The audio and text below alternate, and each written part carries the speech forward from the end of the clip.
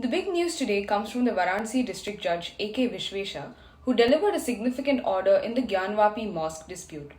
In this case, 5 women have come to the court to enforce their right to worship the alleged Hindu deities within the temple premises.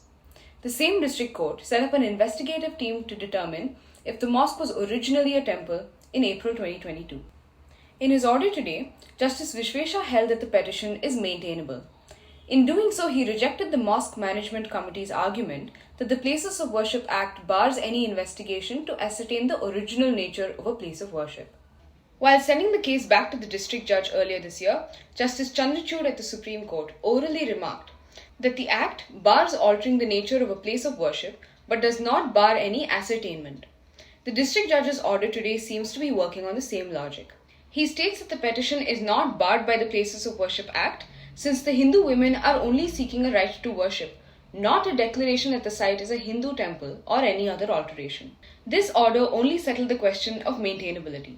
Many other questions remain. The foremost is whether Hindus will be allowed to worship at the mosque site. Notably, ex-BJP spokesperson Ashwini Kumar Upadhyaya's petition challenging the Places of Worship Act itself has been pending at the Supreme Court since October 2020. The Act was devised in 1991 in an attempt to prevent contentious uproar over religious sites like the Babri Masjid dispute. The Act bars any change in the nature of the place of worship from the form it was at the time of independence.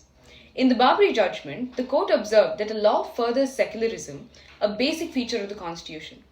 Mr. Upadhyaya's petition challenges this notion. In this case, the court must decide what exactly the Act protects. The Supreme Court continued to hear challenges to Karnataka's hijab ban today. The Puttaswamy judgment was invoked today, as senior advocates Y.H. Muchala and Salman Khurshid both focused on the right to privacy, autonomy and dignity under the constitution. Both argued that the Puttaswamy judgment stated that the right to choose one's dress and religious beliefs is included in the right to privacy.